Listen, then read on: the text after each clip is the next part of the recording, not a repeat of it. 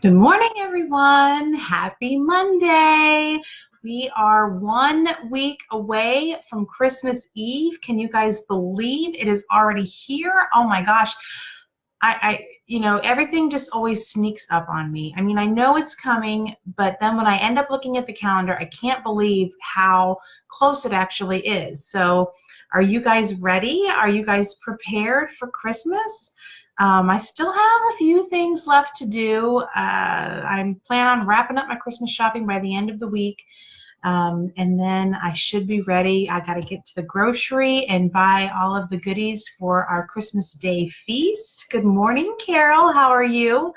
Um, we have a tradition of doing a big breakfast for the kids on Christmas Day morning after the presents have been opened. And even though my oldest daughter, this is her first Christmas that she has moved out on her own and is not living with us, she and her fiance plan on being here bright and early on Christmas morning to open up presents and have breakfast. And then we also do, at least I prepare and this has been passed down from my mom who used to do this. I prepare a prime rib roast for our Christmas Day dinner. And we stay at home. We used to, when the kids were little, run around.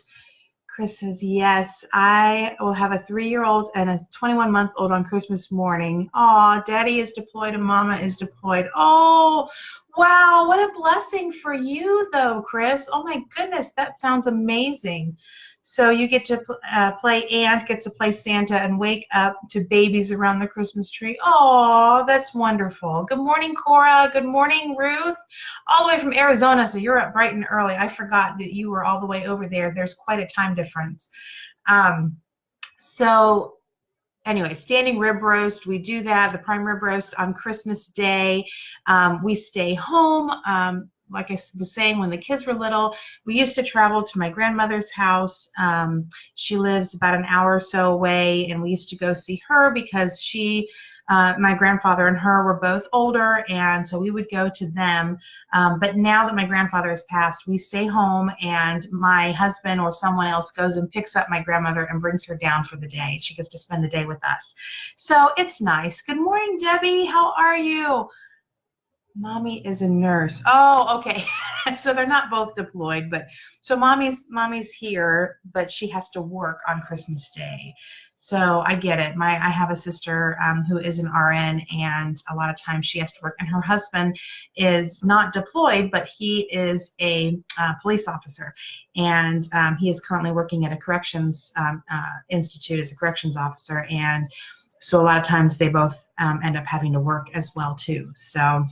Um, I'm excited about next week. I think it's going to be wonderful. The day after Christmas, I am flying back down to Florida to spend the week with my dad.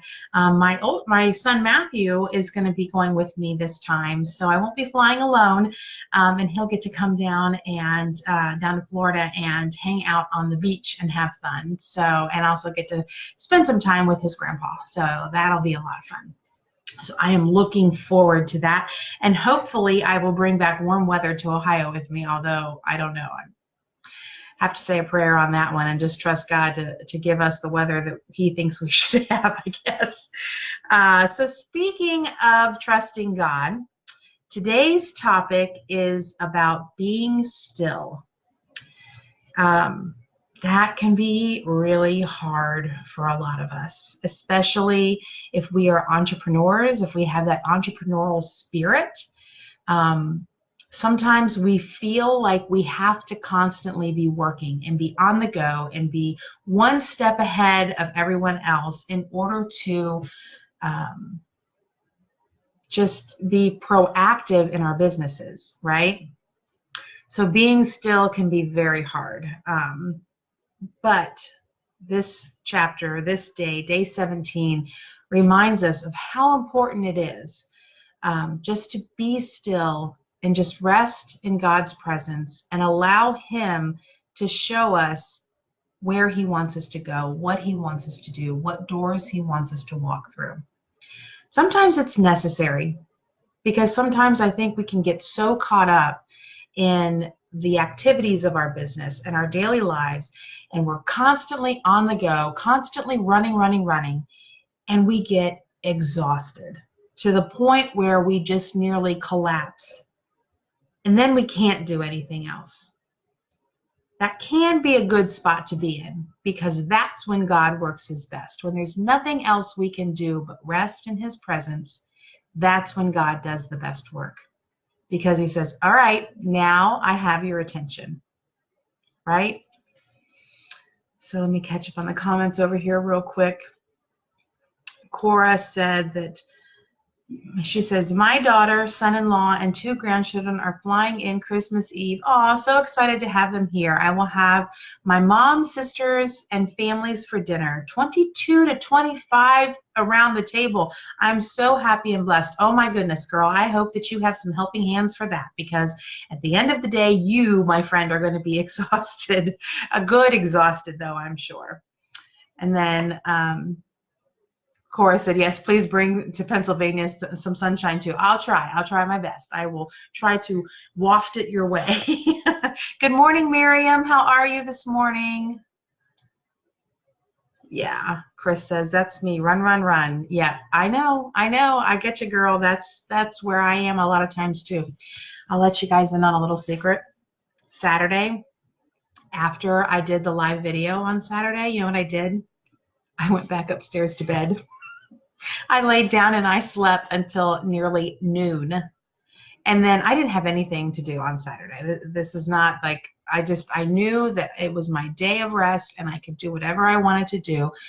I turned on the TV and I made, if you guys, with the Pampered Chef people, or if any of you have seen my live videos, I made myself some egg roll in a bowl. And I curled up in front of the TV and just sat there and vegged out the rest of the day. And you guys, it was exactly what I needed. I needed just some downtime and just time to rest.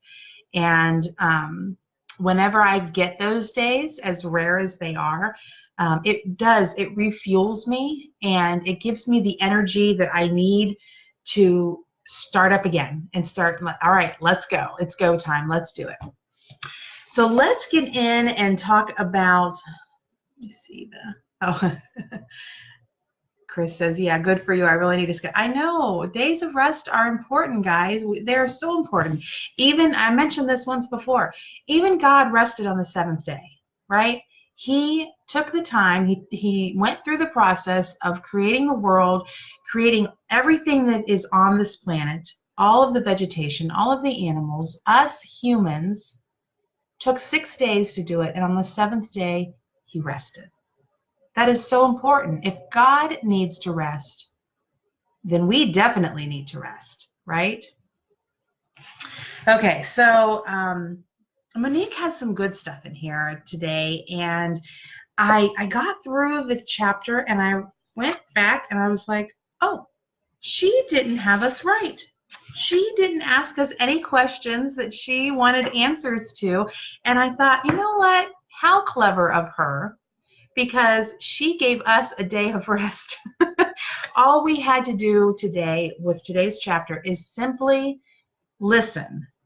Listen and absorb what she has to say, what God wanted her to say to us, him through her to us. Does that make sense?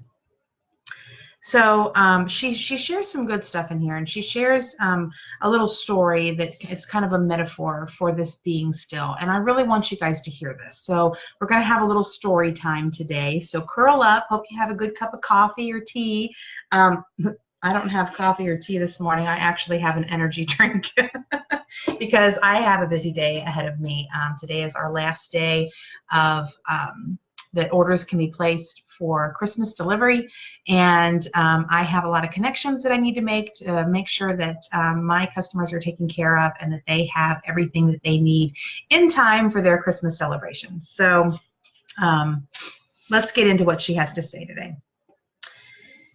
She says, can we just look at that title and let out a huge sigh of relief? Be still. Just let that soak in for just a minute. Be still.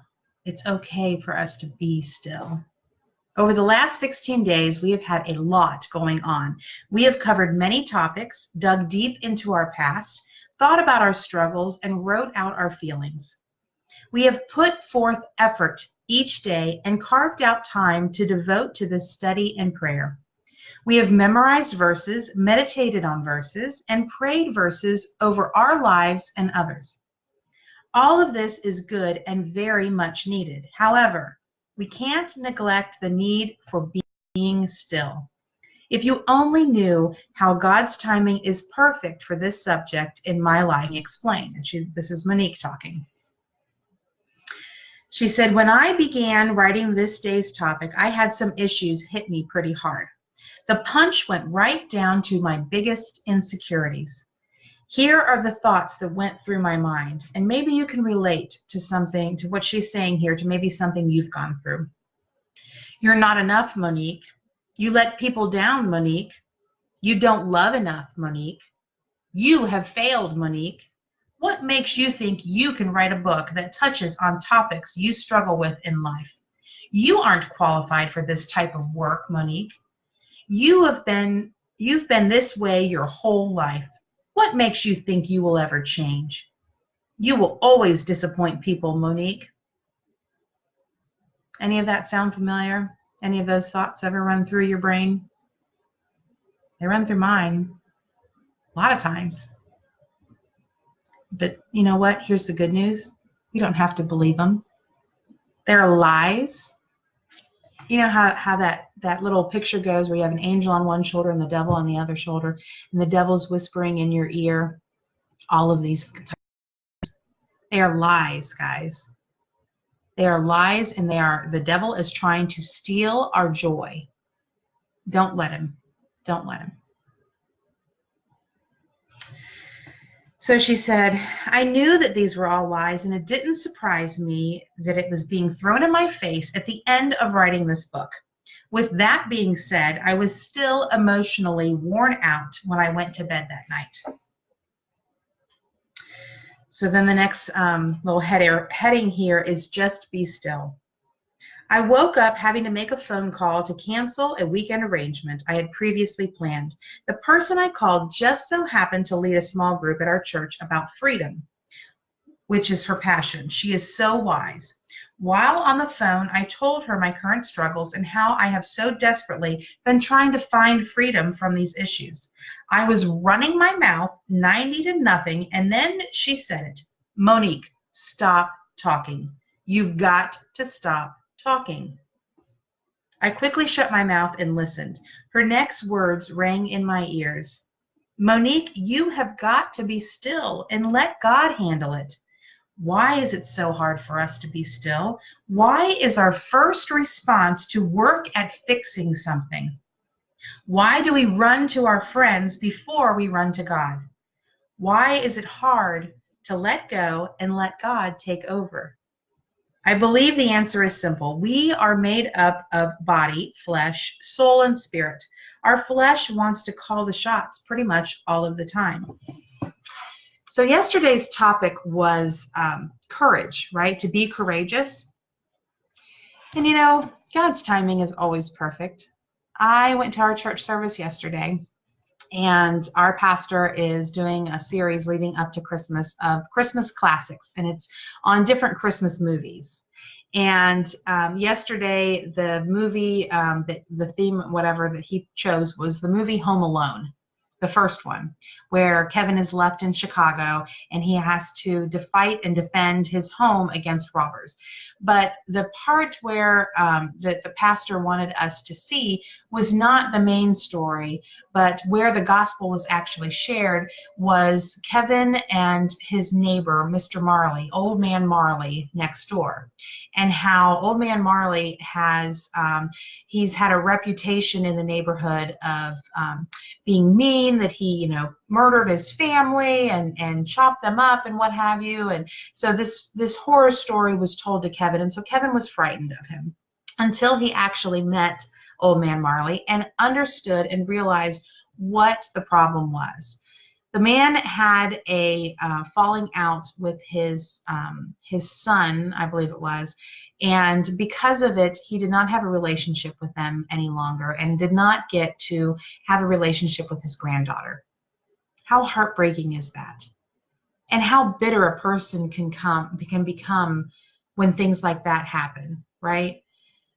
We talked about the movie Up and how Mr. Fredricksen was just misunderstood because of everything he had gone through. We didn't know what was below the surface. And this story to me is very, very similar. So, yesterday's theme, the pastor, what he got into talking about, I'm going to open my phone up here because I took notes. He says, our pastor said, God is always talking to us about the gospel and everything we see. All creation is telling you that he loves you. And he said, we can't control others, but we can control ourselves. And here's the key that stuck with me, because I knew that we had been talking about being courageous yesterday, right? He said, reconciliation with one another requires courage. And I heard the word courage and I was like, oh God, you know what we need to hear. And, we talked a lot about courage yesterday, and sometimes courage can come in all different forms, right? Sometimes it may be that you need the courage to be able to, in order to be free, to have freedom from the past, you need courage to be able to step forward and reconcile relationships that need it. So I don't know, maybe somebody needs to hear that today. But God will give you that strength, and he will give you that courage if you just ask for it. So anyways, I thought that that was neat, that everything just lined up, and it's just amazing how God works. So, all right, back to just being still. When we surrender to God, hand something over to him, and become still, we truly find rest for our souls. Our minds find rest. Our emotions find rest. Our feelings find rest. We are telling God we trust him when we hand something fully over to him. And I'll say it again, guys, sometimes we are going 90 miles a minute so fast that, I mentioned that snowball effect. We gain momentum, right? And then when we hit a wall and we just crash. But that's when we can say, all right, God, I'm exhausted. There is nothing more that I can do, and I'm going to just hand this over to you. Take it from me. Jesus, take the wheel, right? That was another part of yesterday's service that the pastor wanted us to hear was, and I think this is important too, gossip. Gossip holds us back. Monique, she wasn't gossiping, but she went to somebody else with her problems. She didn't take it to the Lord first. She went to someone else, and that wasn't giving her the rest that she needed, going to someone else and talking about it. And so when he talked about gossip yesterday, he said, gossip not keeping your mouth closed is the biggest issue that prevents reconciliation. Drama comes from talks about a real problem with the wrong person. And I think a lot of times in our businesses, I'm going to turn this part over into talking about our business, because that was the main reason why all of us started the study, was to pray for our businesses. And I know that in our businesses, there can be problems. There can be issues. There can be gossip, right? And all it does is create negativity, guys.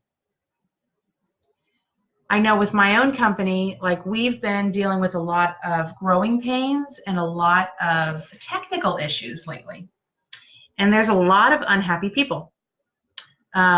The higher ups are making some really hard decisions, and some of us don't like them. and it is causing issues in our business, and there's a lot of complaining going on, and I'm sure a lot of gossiping. So are we choosing to be part of the problem or part of the solution?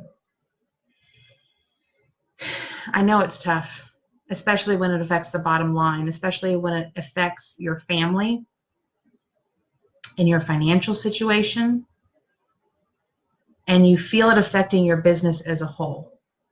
But what I can promise you is that when you turn it over to God and say, you know what, I don't understand this, I don't like this, I don't know why this is happening, but you know what, God, I'm going to trust you. I'm going to put my faith and my trust in you, that you will give me wisdom and you will give me discernment on how to proceed. That's where the success lies, guys. That's where it has to be. That is the only place that we can know and trust and have faith in. We are getting ready to move into a brand new year. 2019 is right around the corner. What do we want for our businesses? But more importantly, what does God want for us? I think there's some people that need to hear this. I know I need to be reminded of it, because I can find myself falling into that trap of gossip and complaining and negativity. Remember we talked about dropping below the line? I've been there. I do it. I ask God to help me recognize when that happens and to pull me back up. Let's find a solution to the problem. Let's be courageous. And when we need to, let's be still and let God lead us. So she says, I know what you were thinking. My husband said the same thing to me when I was discussing this topic with him. You still have to work. You still have to find resolutions. You still have to do something. Yes, so very true. Being still doesn't mean you don't put forth effort. You are telling the Lord that you trust him. You believe he will open doors, create opportunities, and give you wisdom and discernment. All of those things will require action once they are presented to you. Let me tell you a story about hunting for sand dollars. It will hopefully give you a good visual example of the message I'm trying to portray. So here's the story time, guys. The first section is called The Search. My youngest daughter, Elena, and I were on a mission to find sand dollars while at the beach. We are the exact same personality. If we are on a mission, we dive in and give it 110%. The night before our epic expedition, we researched the best ways to find sand dollars. We read articles, we watched videos, we looked statistically where the best locations were and times of day we needed to be there. Sand dollars were on my mind so much that I had a dream about a massive sand dollar that night. Has that ever happened to you guys?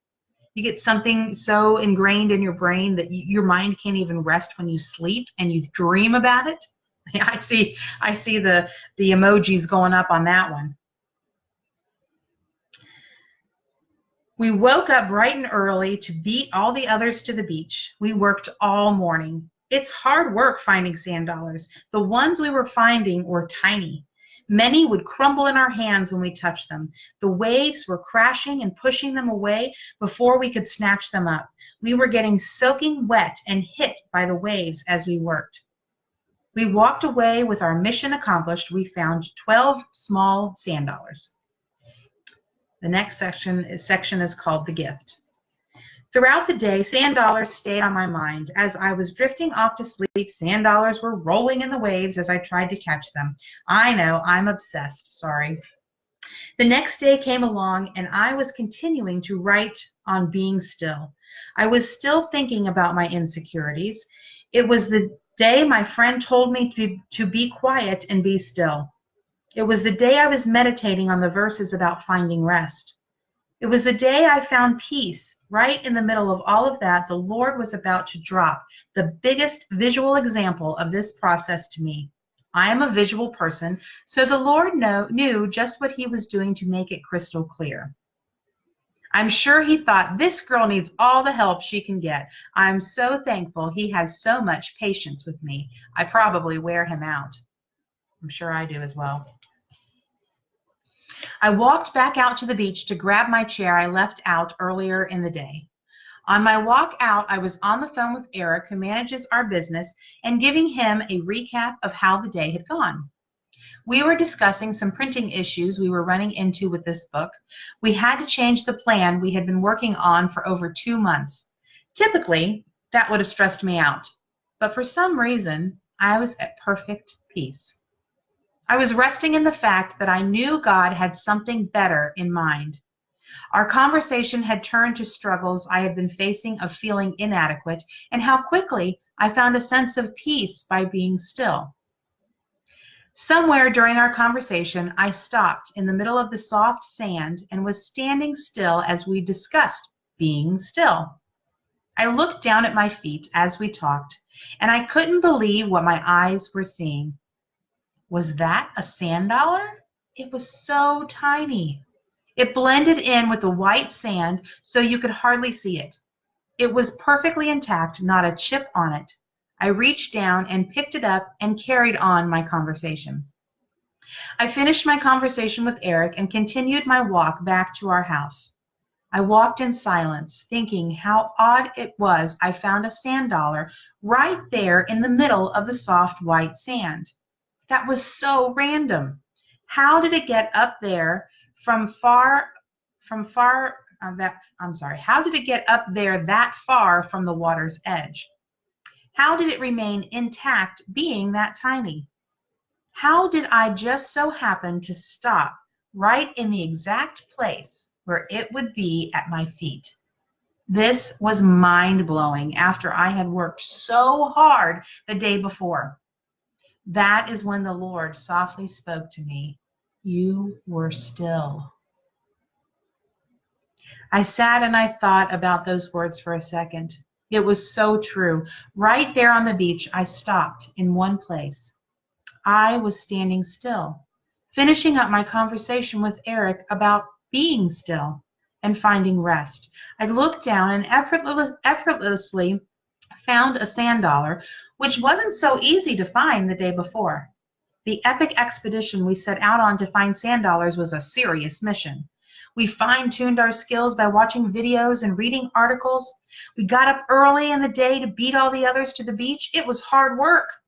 Sand dollars crumbled right in our hands as we went to pick them up. Waves washed many out of reach, and they were lost right before our very eyes. Oh, we did find some sand dollars on our expedition that day, but this little treasure was something special. This tiny sand dollar gave me a visual representation of what I had just walked through. When we quit working and striving in our own might, we find what we've been searching for. We find it when we are still and trust God. Did you catch that? It's not by working, it's by being still. It's easy to be still when you trust. Working will wear you out. Don't you agree? We can research, read articles, and watch videos. We can see how others work through the same situations and replicate what they do. We can get up early before anyone else and work hard to find answers. We can think about it constantly. We can team up with someone and not take the expedition alone. Some of our efforts may crumble the second we try them. A few may seem right in our reach only to get washed away by an incoming wave of life that crashes and pushes it out of sight. We may find several that work, but they aren't quite perfect, not completely intact. It may be a little messy in the process when life hits and knocks our feet out from under us. We will see the fruit of our hard work, but it will probably leave us exhausted. Could there be a way that was easier, effortless maybe? Could we stop for a second, be still, look down, and find the answer we were looking for when we weren't even looking? I added that tiny sand dollar to our collection. The others were special, but this one was extra special. This sand dollar taught me a lesson. It was a symbol of rest. It was a symbol of handing something over to God and allowing Him to bring the answers in His timing and His ways. That's how the Lord works, though, right? He drops things right in front of us when we stop striving and start surrendering. It may be in the form of something tiny when we aren't even looking, and the best part, it was effortless. Thank you, Jesus, for your ways. Isn't that a great story and a great picture of just being still, trusting in God, resting our souls, waiting for God to show us the answer? We will still be required to do the work. But if we let God point us in the right direction, that's when the good things will happen and we won't get exhausted, right? And you guys, this isn't something that's just going to happen overnight for you. You're not going to be able to just give it over to God every single time, because we are humans, and human nature, we want to be working. We want to say, okay, I can do this, right? But if we remember, when we start getting exhausted, when we start spinning our wheels, when we start feeling like that tornado mode, just stop and be still. Just stop for a minute, close your eyes, take a deep breath, and say, God, it's yours. Take it. You will find rest, right? So let's look at our memory verses for today. The first one, you've probably heard this one, is Psalm 46, chapter 46, verse 10. Be still and know that I am God. Be still and know that I am God. That says it all right there, guys. He's got this. We don't have this. He's got this. Let's let him have it. The second verse is Isaiah chapter 40, verse 31. And this one you may have heard as well. It's also part of a song, worship song, that has a little boy saying this part of the song. And it's words of innocence. But they that wait upon the Lord shall renew their strength. They shall mount up on wings as eagles. They shall run and not be weary, and they shall walk and not faint. This is my verse that I am using during my training for my half marathon. When I feel like my strength is going to give out, I cry out to the Lord. Give me the strength, Lord. See me through this, Lord. Be with me, Lord. But they that wait upon the Lord shall renew their strength. They shall mount up with wings as eagles. They shall run and not be weary, and they shall walk and not faint. Oh gosh, guys, I hope that you find rest today. I pray that you find a moment to be still. Be still and know that God is there with you. Find rest in him today. When you find yourself busy, going, if you're in the car and you're driving here and there and everywhere, turn the radio off. Sit in the silence and just say, God grant me peace. God grant me rest. I love you, Jesus. And see what happens.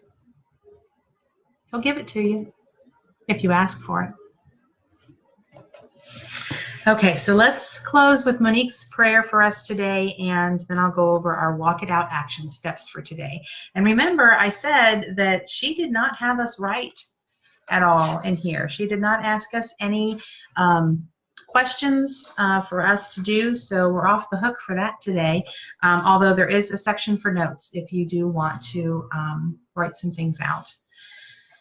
All right. Jesus, you never cease to amaze me. I thank you for speaking to us in the most unimaginable ways. So many times we strive in our might to find answers and resolution to things we face in life. We feel worn out and defeated. We surrender to you and rest in your timing and your ways. We have faith and know you will take care of our needs. I pray for those who are reading this today or hearing it, that feel hopeless and defeated. Lord, bring rest to their souls. I pray you bring rest to their minds. I pray you bring rest to their emotions and feelings. As my friends begin to hand things over to you, may they be still and know that you are God. I thank you again, Jesus, for all that you are doing as we draw close and seek after you. We love you and thank you for all your many blessings in life. We are grateful for the lessons we learn during the hard times we face. Your ways are perfect. Amen. Okay, guys, so our Walk It Out action steps today. The first step is don't neglect a day of rest. Take time to refuel and reflect. Naps are always good. I try to take a nap at least once a week, about once a week. I try. And I find when I do, I have the energy that I need to keep pushing through for everything else. And guys, I know they talk about the 20-minute power nap. I can't do a 20-minute power nap. If I'm going to take a nap, I know I need about 2 hours.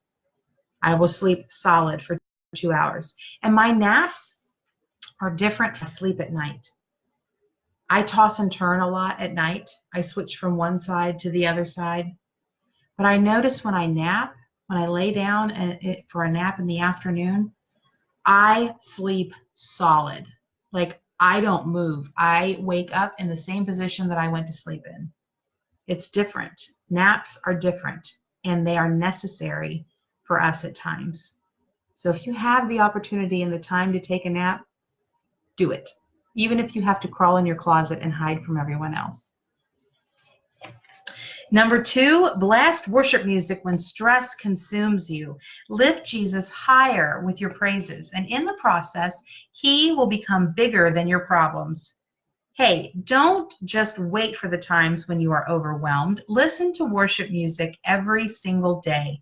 Worship at home, driving in traffic, or as you're drifting off to sleep. I wake up with worship music.